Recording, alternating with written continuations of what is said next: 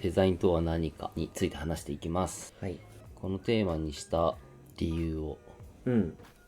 前回のとこでも話したんですけど、かなりデザインという言葉が、時代によって変わり続けてるっていうところを、このラジオのタイトル、名前、番組名としてあえて僕たちはデザイナーハブという言葉を使っているので、でまずはそのデザインという言葉の意味っていうのを、このラジオではどのように捉えていくのかっていうところをちょっとはっきりさせたいなというところで、1回目にふさわしいかなといいですね。思ってこのテーマにしてます。はい。今回はあれですね、最初なんで、そもそものそのデザインっていう言葉の意味みたいなところを、一緒に話していけたらいいかなとは思ってます。意味ね。はい。デザインとは何かみたいな意味ってことね。ここです。でなんか散々ハイカードの社内だったりいつもさんとは話してるんですけど、なんかデザインとは何か論争みたいなのがなんかね、どうなんですかね、あんま論争にもなってないかなと思うんですけど、年一ぐらいで未だに騒がれるじゃないですか。デザインとアートの違いとかデザインとは何かみたいな話とかあります。カンファレンスとかでも、偉い人がデザインとは何とかであるっていうところを見て、みんながこう誰々さん曰くデザインとは何々何らしいすごいみたいな流れが、X をよく見られてる方はきっと見たことがあると思うんですけど、どう思いますか？正直むずいよねってむずいっていうか、なんて言うんだろうね、いやそうじゃないんだけどっ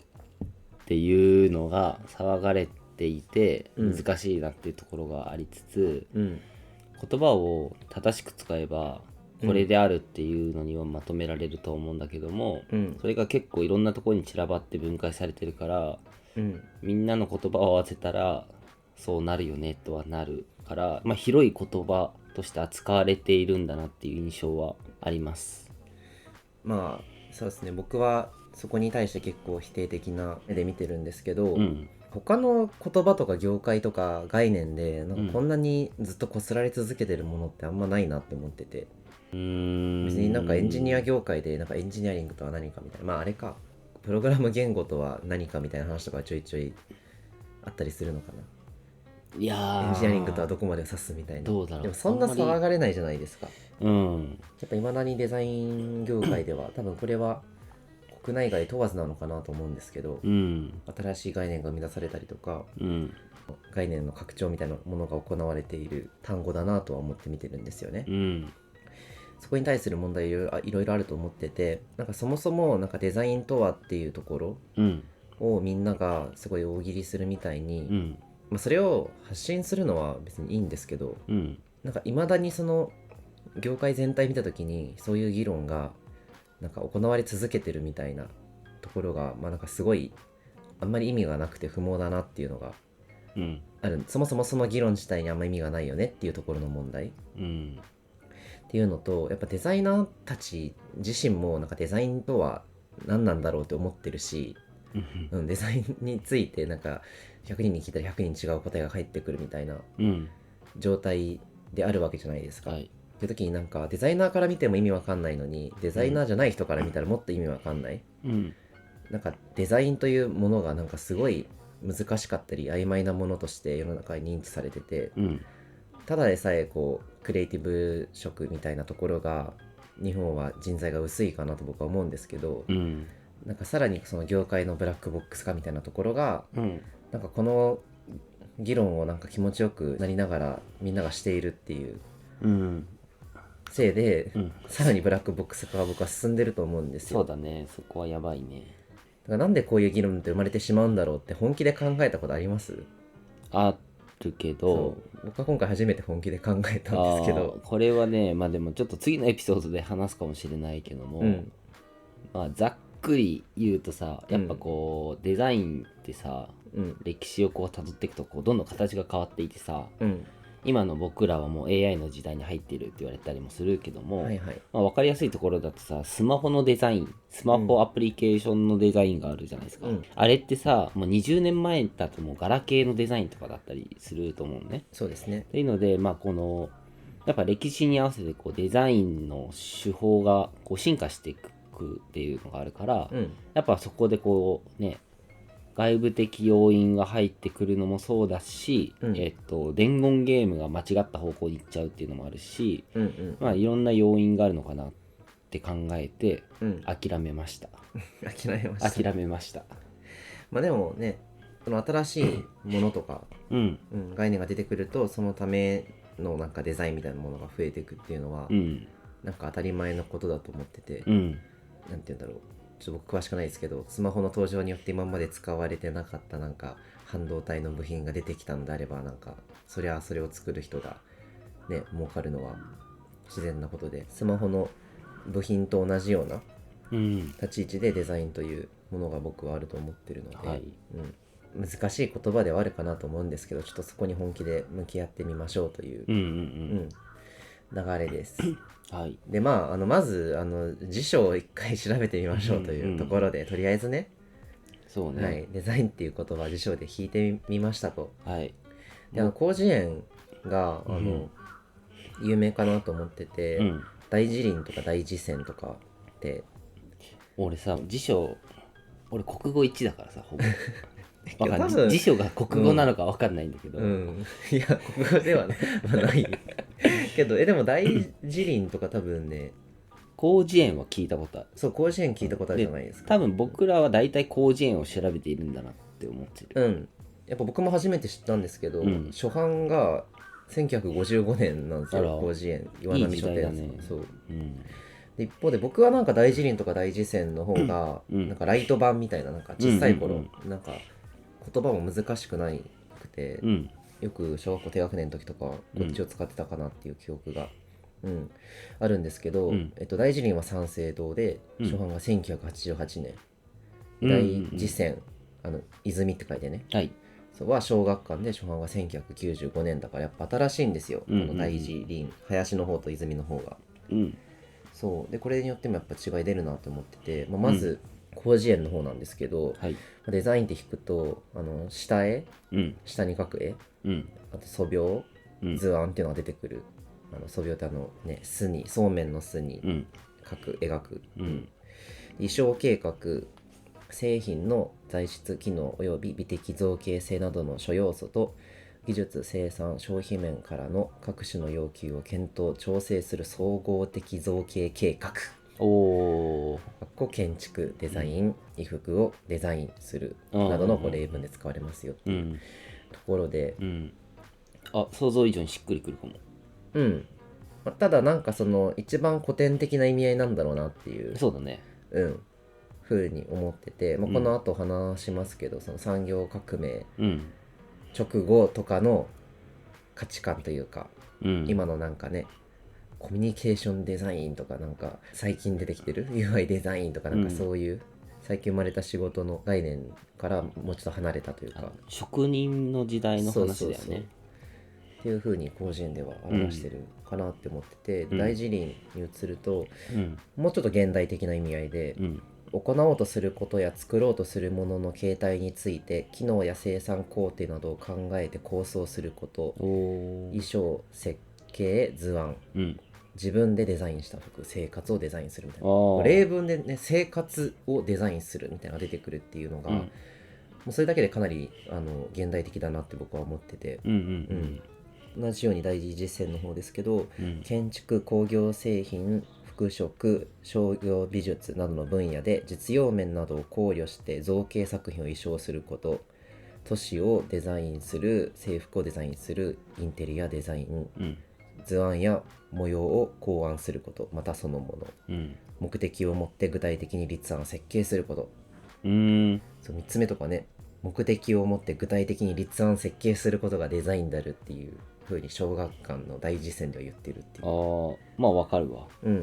確かにこれがなんかね、デザインシップ広野さんも言ってたけど、なんか広がりすぎたデザインみたいな、ね、すごい現代的な意味合いとして辞書に載ってるんだなっていう。まあ流行ってるね今。そう面白いなとは思ってて、でこの大辞林大辞泉のその定義からも明らかなように、また僕たちのこの今の感覚からもそうで、なんか生活をデザインするみたいな言葉って、かなりも変な言葉じゃないというか馴染みがあるというか、そうだね、一般的に使われるじゃないですか、デザイナー以外で使う、って意味でやっぱりそのデザインするみたいな Do デザインみたいなとこの動詞の対象物っていうのが、やっぱ昔は建築とか工業製品とか服とかっていうところだけだったのが、確かに広がっているんだろうなっていう、明らかかなと、思ってます。でなんかここで僕は普通に素朴な疑問を持ったんですけど、なんで意味が広がっていったんだろうって難しくないですか？だからこの広辞苑から広辞線までを経てなんで広がってるかってことだよね。そうデザインという言葉、職業としてねデザイナーの人たちがいて、業界としてデザインの対象物が広がるみたいな確かにそうなんだけど、もっとなんか大衆的なとこでデザインっていう言葉の定義がどんどん広がっているっていうのは確かに面白い現象だなって僕は思ったんですよね。でなんかこういう似たような言葉ないかなって僕は思って考えてみて、ちょっと遊ぶっていう言葉とか考えてみてほしいんですけど、そう遊ぶっていう言葉って結構概念広いなと思ってて、小さいうちは積み木遊びが遊ぶだけど、成人してからは渋谷に飲みに行くことも遊ぶじゃないですか。そうだね。でこうやってねなんで同じ言葉使うんだろうみたいな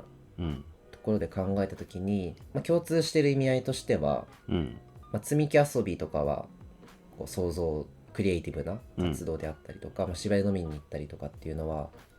こうお互い愚痴を言い合って共感し合うみたいな、いずれにせよこう感情がポジティブな方向に動く時に僕らは多分遊ぶという言葉を使うんだろうなって思ってて、なんかちょっとこの言葉の定義が広いっていうところで僕似てるなって思うんですよ。多分遊ぶとかも元をたどればそれこそ遊女、遊ぶ女性の遊女とかがそうなように、なんかもっとこう祭りごと、遊ぶって多分もっとこう宗教的な言葉だったと思ってて、最初って遊戯とかそういうのそうとかもそうだし、お祭りとかでやってたことが遊ぶに、遊ぶなんだろう、現代でいうこの楽しく遊ぶ、プレイの意味の方に、来てると思うし、遊ぶっていう言葉はだからすごい感情がポジティブになることに対していろいろ使えるじゃないですか。だから料理することも定義を広げるのであれば、なんか食材を使って遊ぶこと、その行儀いい悪い置いといてねすごい遊ぶということだと僕も料理好きだから思うし、音遊びとか見るじゃないですか、言葉遊びとか、なんかそこに楽しさを見出すみたいなことに対してはなんか全部遊ぶって言葉使えるじゃんみたいな、そういう言葉って結構多いと思ってるんですよ。でこれはなんかやっぱ日本語ってそういう言語体系だよねって話で、僕もめちゃくちゃ英語いけるわけではないから分かんないんですけど、やっぱ日本語って変らしくて、なんかこんなに言葉の意味を曖昧にして使うその言語ってやっぱ少ないらしいんですよね。なんかアップルといえば赤い果実なわけですよね。日本語ってその言葉の意味がちょっと曖昧だったりしても使うじゃないですか。若者言葉とか特にそうだと思うんですけど、なんかそういう言葉って結構多いなと思ってて、何があるだろうと思ったんですけど、なんかなえるとかエモいとか、使えますなえるっていう、なんか僕の時流行ってた気がする。若い時使ったよ。若い時マジなえるみたいな。あとうつですね。そううつって、そのうつ病みたいなもののなんだろう概念がかなり昔より浸透してると思うんですけど、今いやなんかそのガチのうつ症状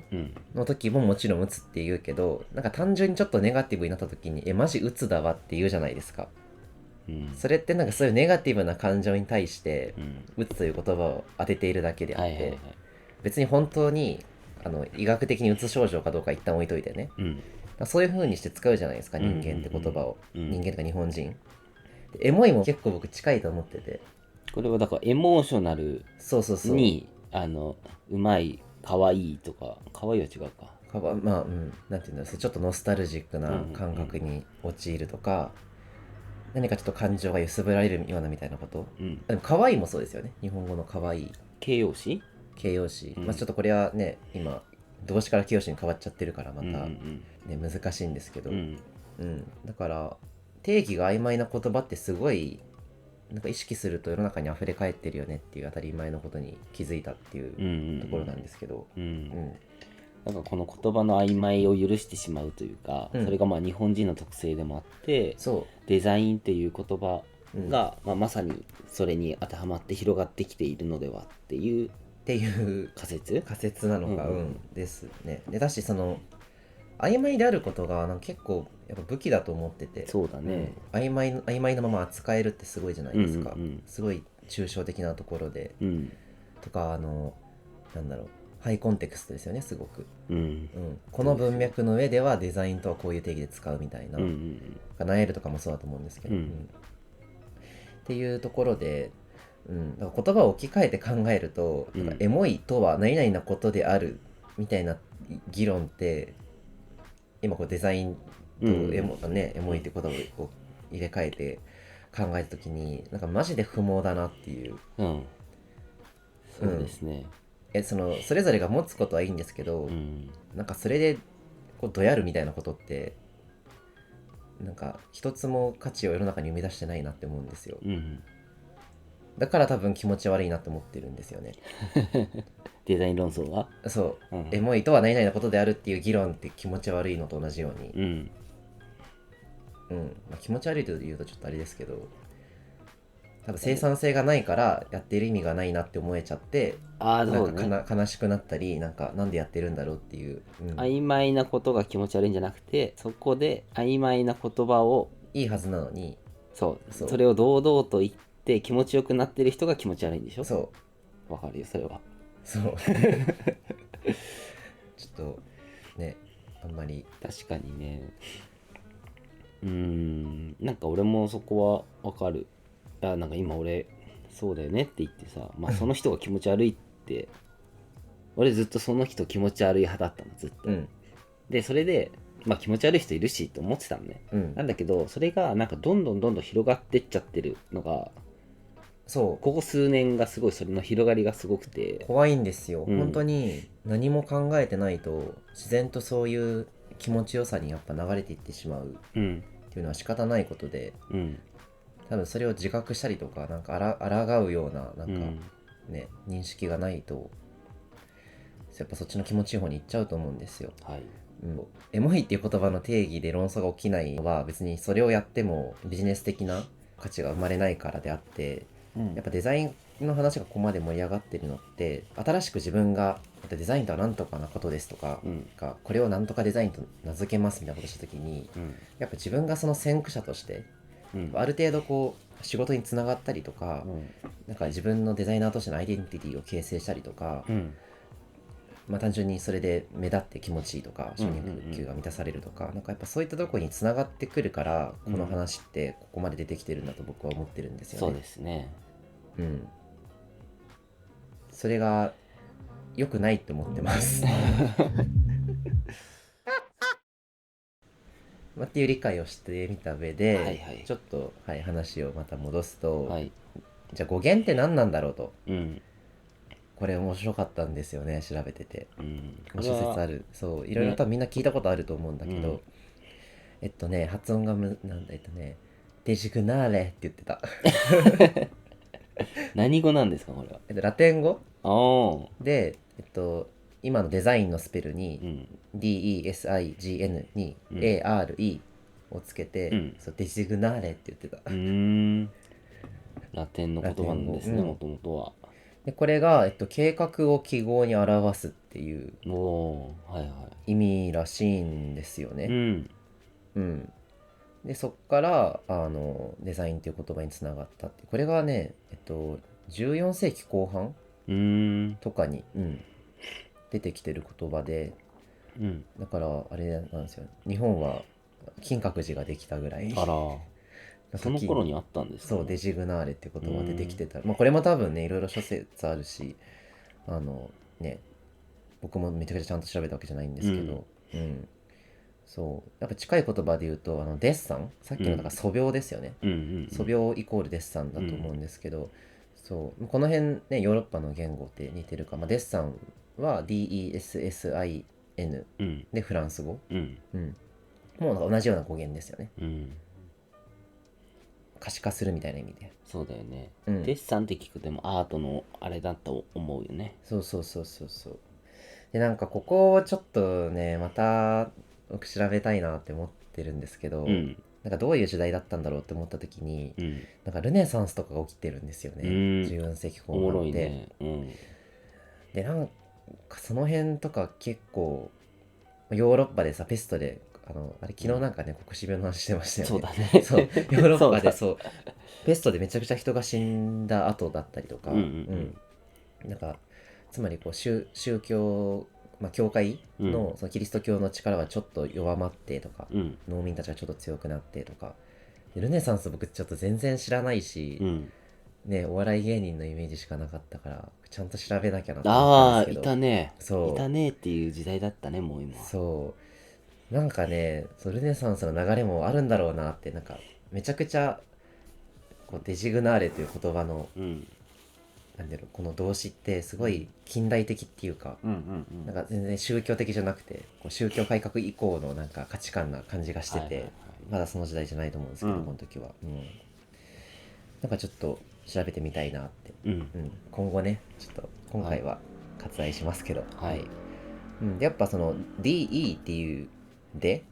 がやっぱ外側を表す意味だったり、アウトプットとして何か記号化するとかそういったところの意味からやっぱ来てるらしいです。でちょっと気になって、デジグナーレってイタリア語として残ってるんですよ。でなんか英語で言うとこのなんかアポイント、アポイントメントを取る、アポを取るとかの日程を決めたりとか、あと任命するですよね。そうあなたを CXO に任命しますみたいな時にこう、アポイントっていう英単語が使われますけど、なんかそれと同じような意味でデジグナーレって今イタリア語で使われてるらしいんですよ。これ結構面白いなって思ってて、なんだろう、そのやっぱ人に明確なこう意思があって、でなんかこう自然とか、なんか宗教みたいなところの言葉が難しいですね。なんていうんだろう、もっと実存っぽいっていうか、なんかすごい合理性を大事にして、そう偶然性とかをすごい否定してみたいな、人が考えてこうしたくて自分が何かをコントロールしてこうするんですっていうのを、その意思をすごいアウトプットとして示したりとか、なんかそういったこう語彙が含まれてるなって僕思ったんですよね、このデジグナーレって言葉に。進化論ってさ、あれってルネサンス前？あとか。全然あと。進化論ってさ、だからさあれだよね、ネズミっていうのは、腐った雑巾となんかミルクと牛乳とチーズ置いといたらネズミが、ネズミになるって言われてたけど、いやそうじゃないですって、ネズミっていうのはもともとこういうなんか動物が歴史を経て進化したものですっていうのが進化論だよね。なんかそういう時代前後の話なのかなと思ってて、なんかもともとやっぱさ宗教からこうさいろんなこう物語があって教訓があってさ、神はこうでだからこうで人々はこうなんですって、あそうなんだっていうところから、なんかいろいろさ人がこういうことをしたらこういう結果があってこれはこんな現象なんですってこうさ、なんかそのまやかしから解き放たれる時代なのかなと思った。でもね多分それ僕もこの辺詳しくないですけど、その流れが結局多分この辺から始まってるんですよ、で最後宗教改革で一気にその今つもまさんが言ったような、なんか科学的なアプローチが当たり前になっていくみたいな、それこそ地球が丸いって分かるみたいな。哲学とかもこの辺だよね。いやもっと古いかな哲学は。孔子とかから来てるのか、めっちゃ前めっちゃ前、ヨーロッパがそのキリスト教的なところで、そういう価値観だったところから徐々にこう近代的な価値観に変わっていくっていう、何百年500年ぐらいの単位、もうちょい短いか300年とか分かんないけど、その辺の単位の多分一番最初のとこ、なんかペストが流行して農民が力を持つとか、例えばね、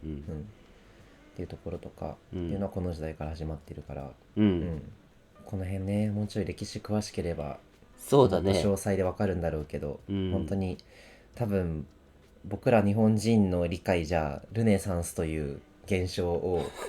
全く理解できてないと思っててそうだねそこだね。そうだから解像度上がったらめちゃくちゃ面白いと思うんですよ、この辺あと言語の勉強、そうだからこの時にもきっとあったはずなんですよ、デザインとは何かみたいなところだったりとかさ、デザイナー、職人だったり多分思うねこの時の時代はさ、宗教的なこの壁の絵とかさ柱とかっていうのとかがある時代で、いろんな論争が起きてるとか力を合わせたりして、で貴族が使う人が使うとか、街をどうしていくとかあったと思うから、街のデザインとかまさにね、この時代がどうなのかっていうのと、その時代と今も実はほぼ同じことをしているのかみたいになると、いや何も変わってないと思ってて、やっぱなんかさっきのエモいとかの話もそうですけど、結局その人間のすごい根源的な欲求っていうのが、その言葉の裏側にあるなって僕は思ってて、やっぱ僕らってそのリンゴというものをっていう言葉を赤い果実を指す言葉としてすごい限定的に使えるじゃないですか、見た目をしていればリンゴなので、だけどやっぱここまで言葉が曖昧になってしまっているってことは、なんかすんごいあらゆるところに使えるような、すごい根源的なところだと思ってるんですよ、チェーンソーマンでね、そういう悪魔のあれが出てきますよね。何の悪魔？あれなんか根源的な恐怖の名を冠する悪魔、あれ読んでない？チェーンソーマンあれでしょ、宇宙みたいなところの話。そう闇の悪魔だっけ、地獄の悪魔か。そうわかる。なんだっけ、ちょっとごめんなさい、僕も宇宙飛行士が何人か並んでて、シーンね。そうああいうそういう、本当性欲とか、食欲とかなんかそういったところの、その根本的な欲求がすごい言葉の本質になってると僕は思ってるので、なんかデザインってそういう語源で出てきた言葉なんだろうなっていうのを、ちょっと調べただけでもすごい感じたんですよね。そうだね、歴史は繰り返される的な感じなんですかね。繰り返されるっていうか、もう繰り返してはないけど DNA としてもそういう機能しか備わっていないっていう結論で、だから別にデザインっていう言葉が明確にこう使われるようになる前、デジグナーレという言葉が出てくる前から別に人間はデザインをしていたと思うんですよ。だってね、惰性石器をなんかもうちょい丁寧にこすってやったら長持ちするし均一なものが作れますよっていう、魔性石器に変わるみたいなことも、どこまで意図してるか分かんないけどデザインされてたと思うんですよね。そうだね。そう機能的なところはね、だからそういうなんか根源的な欲求に対して言葉を当てたっていうのがこの時代だったっていうだけで、なるほどね、っていう風な理解をしましたけど、どうですかデザインっていうこの辺なんかめっちゃさ、言語学とかやってる人が話聞いてみたいですよね。そうだね、言葉がね。まあでもやっぱこうさ、カタカナで見るデザインっていうのはさ、何かしらの英語から来ていてさ、その英語も何かの言葉から始まったわけだからさ。そうだね。それが今の話なんであろうって思ったけどね。なんか面白いのは日本語にデザインに値する言葉がなかったっていうところだと思ってて、一応その名詞としてのデザインは意匠という言葉が、そうだね、意に匠と書いて意匠という言葉があるけど、なんかそれはあんま動詞的に使うのが浸透しなかったっていう。そうだね、意匠の敗北ですね。いやもうそういうのも嫌ですね、ああいうのも本当に。なんでなんか日本語にデザインに値する言葉がなかったのかっていうところとかもすごい面白いと思ってて、なんかそれもやっぱりなんかあえて言語化されてなかったぐらい僕は当たり前なことだと思っちゃった、これ調べてて。なるほどね、別にあえてなんかもう作るみたいな言葉とか動詞とか概念の中にデザインみたいなものはなんか含まれてると思うんですよね。例えばね、遊ぶとさっきのね、遊ぶと同じように、作るということはデザイン的なアプローチで生産活動を行うことだからさみたいな。例えば、なんかその辺詳しい人にめっちゃ話聞いてみたい。超面白いと思う。あったのかね、デザインに変わる言葉を日本語で作り直した方がいいんじゃないっていう人たちとかね。それこそね、明治時代とかたくさん海外から概念が入ってきて、その時に生まれた日本語ってたくさんあるからね。黒船とかを持ってこなかったんだね、デザインっていう概念デザインされた何かを持ってきて、どうやって作ったのって言っても内緒って言ったから、いやだから多分デザインっていう言葉とかなかったんだろうね。かもしんない。ちょっと面白いですけどね。ちょっとそんな感じで、なんか次はあれなんですよね、デザインの歴史みたいなところ。結局ものづくりの歴史だから、やっぱ産業革命以降に始まるとされるじゃないですか。だからちょっとその辺の話をできたらいいなと思ってます。はい。